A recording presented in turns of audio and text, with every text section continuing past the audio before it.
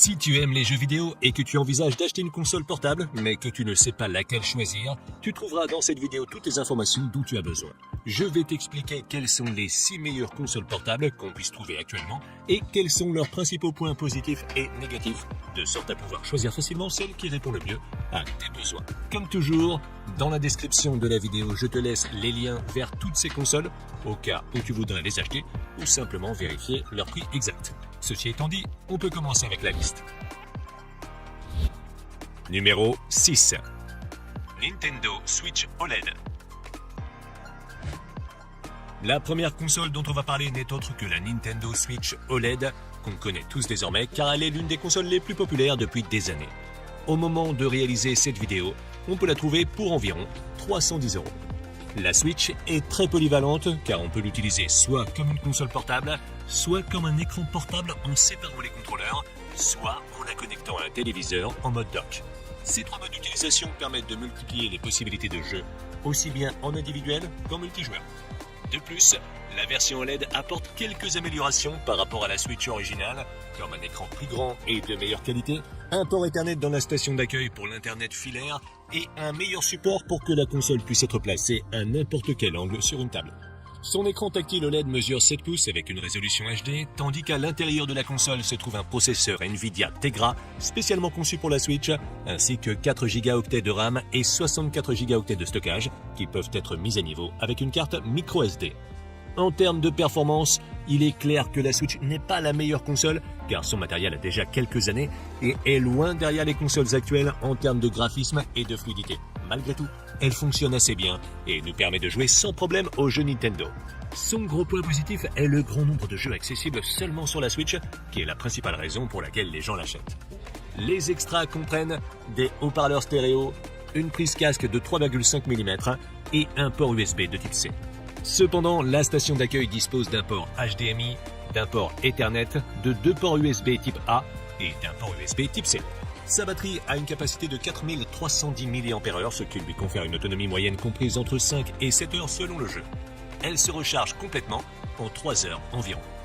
En conclusion, la Nintendo Switch n'est pas la meilleure console en termes de graphisme ou de performance, mais elle se distingue par sa polyvalence et son excellent catalogue de jeux. C'est aussi l'une des options les moins chères qui soient disponibles aujourd'hui. Numéro 5.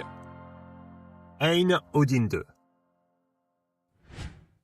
Le prochain appareil sur la liste est l'un des derniers et des plus grands émulateurs de consoles sur le marché qui peut être trouvé pour environ 620 € au moment de la réalisation de cette vidéo.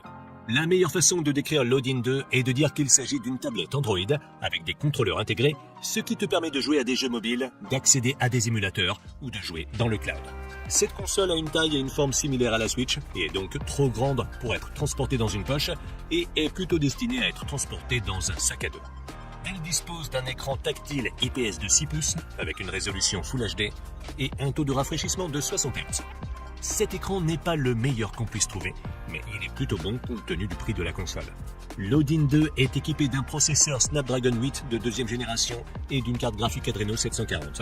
Elle est disponible avec 8, 12 ou 16 Go de RAM et 128, 256 ou 512 Go de stockage qui peuvent être augmentés à l'aide d'une carte microSD. Le processeur de cette console est le même que celui des smartphones et tablettes Android haut de gamme et permet de jouer à des jeux Android ainsi que d'émuler un grand nombre de jeux de console, voire d'émuler des jeux de PlayStation 2, Wii ou GameCube avec de bonnes performances. Il est également possible de la connecter à un écran et de jouer avec une autre manette, bien que pour cela il faille faire quelques ajustements et que ce ne soit pas la meilleure expérience. En termes d'extra, l'Odin 2 dispose de haut-parleurs stéréo, d'une prise casque, du Bluetooth 5.3, du Wi-Fi 7 et d'un port USB type C et d'un port micro HDMI. Ein fabrique également un certain nombre d'accessoires qui peuvent être achetés séparément, y compris un dock pour se connecter à un moniteur. Sa batterie a une énorme capacité de 8000 mAh, ce qui lui permet d'atteindre une excellente autonomie de 4 à 20 heures en fonction des exigences du jeu auquel on joue. Elle dispose également d'une charge rapide de 65 watts, ce qui lui permet de se recharger complètement en environ 2 heures. En conclusion, l'Odin 2 est une console qui se distingue par sa polyvalence, son excellente autonomie et ses bonnes performances, avec un matériel de pointe qui lui permet d'émuler un grand nombre de jeux tout en conservant une taille portable. Honnêtement, pour l'instant, elle n'est pas très facile à trouver, mais si tu arrives à l'obtenir à un bon prix, elle me semble être une excellente option.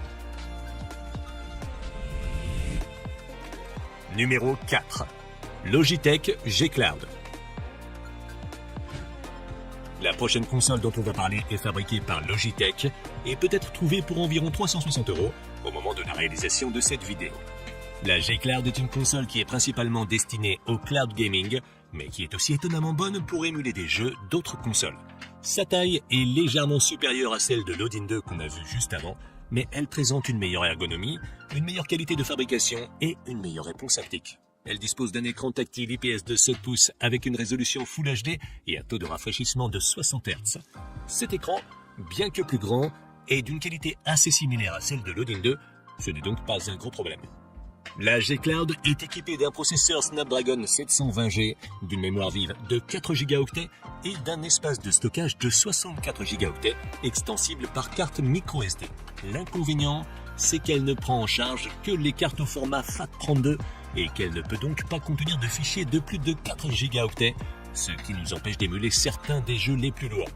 Pour le reste, ses performances sont plutôt bonnes, même si elles sont en retard par rapport à celles de l'Odin 2, car son processeur est beaucoup moins puissant. Dans le cas du G Cloud, son point fort est de pouvoir jouer à des jeux dans le cloud, puisqu'elle est directement compatible avec Xbox Cloud et Nvidia GeForce Now. Parmi les options, on trouve des haut-parleurs stéréo, une prise casque, le Bluetooth 5.1 et le Wi-Fi 5 GHz. Par ailleurs, il est possible de la connecter à un moniteur via son port USB Type C pour jouer à des jeux en mode dock. Sa batterie a une capacité de 6000 mAh, ce qui lui permet de tenir 12 heures en jouant dans le cloud. Elle se charge complètement en 2h30 environ. En conclusion, si tu cherches une console facile à utiliser pour jouer principalement dans le cloud, avec une bonne qualité de fabrication, une bonne batterie et une excellente ergonomie, la Logitech G Cloud est l'une des meilleures options que tu puisses trouver actuellement. Il est vrai que l'Odin 2 est bien meilleur en termes de performance, mais la G Cloud est bien plus facile à obtenir et elle présente également d'autres avantages, c'est pourquoi je la recommande, surtout si jamais tu peux la trouver à prix réduit. Numéro 3. La Steam Deck OLED. La troisième console de la liste est une console qui, selon moi, n'a pas besoin d'être présentée, car il s'agit probablement de la console portable la plus populaire à l'heure actuelle. Au moment de la réalisation de cette vidéo, la version la moins chère de la Steam Deck coûte 370 €, mais dans cette vidéo, on va parler de la dernière version avec écran OLED qui coûte environ 570 €.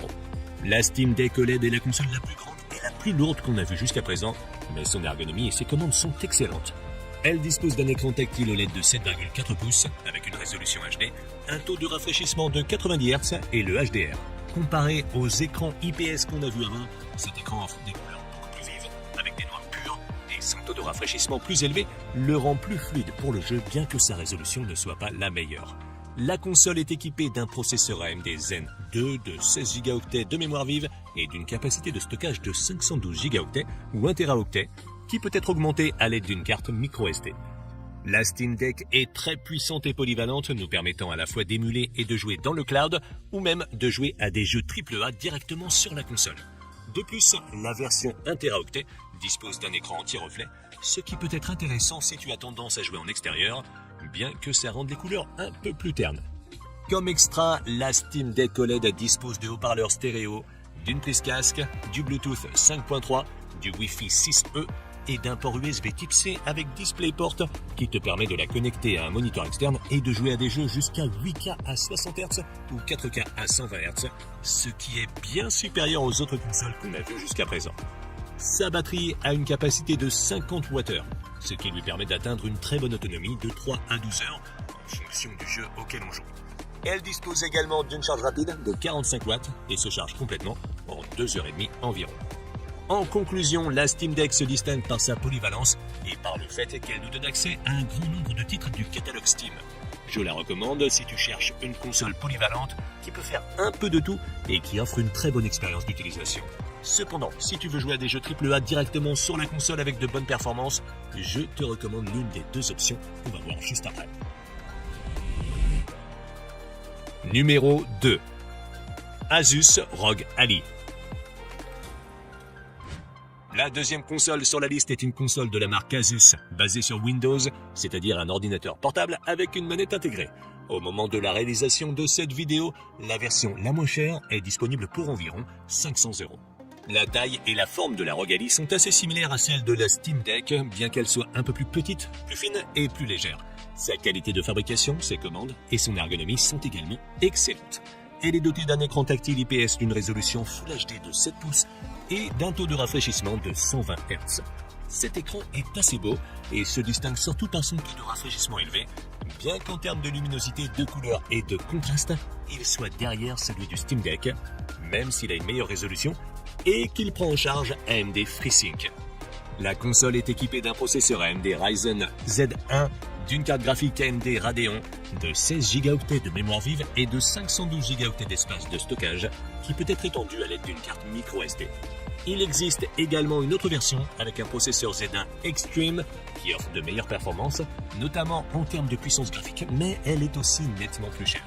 Grâce à ses composants, la Rogue Ally nous permet de jouer à des jeux directement sur la console, mais aussi à partir du cloud ou d'émuler avec d'excellentes performances qui surpassent même celles de la Steam Deck. Bien entendu, si tu as l'intention de jouer à des jeux exigeants directement depuis la console, je te recommande d'opter pour la version Extreme. Comme extra, la Rogue Ally dispose de haut-parleurs stéréo, d'une prise casque, d'un lecteur d'empreintes digitales, du Wi-Fi 6E et du Bluetooth 5.2. En termes de port, elle dispose d'un port USB Type C avec DisplayPort et d'un port Rogue XG Mobile Interface qui nous permet de connecter la console à un dock avec une carte graphique intégrée qui améliore considérablement ses performances, la rendant assez proche de celle d'un PC gaming. Sa batterie a une capacité de 40 Wh et en raison de la consommation élevée de son processeur, son autonomie n'est pas la meilleure, atteignant entre 1 et 4 heures selon le jeu auquel on joue. Le point positif, c'est qu'elle dispose d'une charge rapide de 65 watts qui la charge complètement en moins d'une heure et demie. En conclusion, si tu veux une console portable vraiment puissante, pour l'émulation et le jeu direct, la Rogue Ally est l'une des meilleures options que tu trouveras aujourd'hui. Son point négatif est la batterie, ce qui signifie qu'on devra sans doute la garder branchée la plupart du temps, mais ses performances sont excellentes et elle offre également la polyvalence de pouvoir la connecter à une carte graphique externe. Numéro 1. Lenovo Legion Go. On arrive en tête de liste avec une console fabriquée par Lenovo qui est la plus chère que nous ayons vue jusqu'à présent, avec un prix de 800 € pour son modèle le moins cher. Comme la Rogue Ally qu'on a vu juste avant, la Legion Go est en fait un PC avec des contrôleurs, ce qui la rend très polyvalente. C'est la plus grande console de la liste, dépassant même la Steam Deck en taille et en poids. Un point intéressant est que, comme avec la Switch, on peut détacher les contrôleurs de l'écran et les utiliser séparément. Il existe également un mode pour les jeux FPS où l'une des manettes agit comme une sorte de joystick. L'écran de la Legion Go est un écran tactile IPS de 8,8 pouces avec une résolution QHD et un taux de rafraîchissement de 144 Hz. Bien qu'il ne soit pas OLED, cet écran est le meilleur qu'on ait vu jusqu'à présent, grâce à sa grande taille, son excellente résolution et son taux de rafraîchissement élevé. À l'intérieur de la console, on retrouve le même processeur que dans la version la plus puissante de la Rogue Ally, le Ryzen Z1 Extreme avec des graphiques AMD Radeon, ainsi que 16 Go de RAM et un choix entre 512 Go ou 1 TB de stockage qui peut être augmenté avec une carte microSD. Avec ces composants, on peut imaginer que ses performances sont très bonnes et permettent même de jouer à des jeux AAA en Full HD à environ 30 ou 40 FPS, mais aussi de faire de l'émulation ou de jouer dans le cloud. L'inconvénient de la Legion Go par rapport à la Rogue Ally est qu'elle ne dispose pas de FreeSync, ce qui rend parfois l'expérience de jeu un peu moins fluide. En termes d'extra, cette console comprend des haut-parleurs stéréo, une prise casque, le Bluetooth 5.1 et le Wi-Fi 6E. Côté port, elle dispose de 2 ports USB Type C qui font également office de DisplayPort afin que tu puisses la connecter à un moniteur ou même à un GPU externe et améliorer ses performances. Sa batterie a une capacité de 49 Wh qui lui permet d'atteindre une autonomie décente comprise entre 1 et 5 heures en fonction du jeu auquel on joue. Elle dispose également d'une charge rapide de 65 watts qui la charge de 0 à 100 en environ 1 heure et demie. En conclusion, la Lenovo Legion Go est une console assez similaire à la Asus Rogue Ally, mais elle a l'avantage de pouvoir retirer les manettes pour plus d'options de jeu. D'un autre côté, la Rogue Ally a FreeSync et quelques autres avantages en termes de logiciel et d'ergonomie. Dans tous les cas, les deux sont d'excellents choix et elles font partie des meilleures consoles portables disponibles aujourd'hui. Si une de ces consoles t'a plu, tu peux la retrouver via le lien dans la description, où se trouvent également des liens vers toutes les autres consoles que j'ai mentionnées. Et si tu veux voir une autre liste que j'ai faite sur les meilleures souris de jeu, je te laisse cliquer sur la vidéo en haut à gauche. Et sur ce, rendez-vous dans la prochaine vidéo.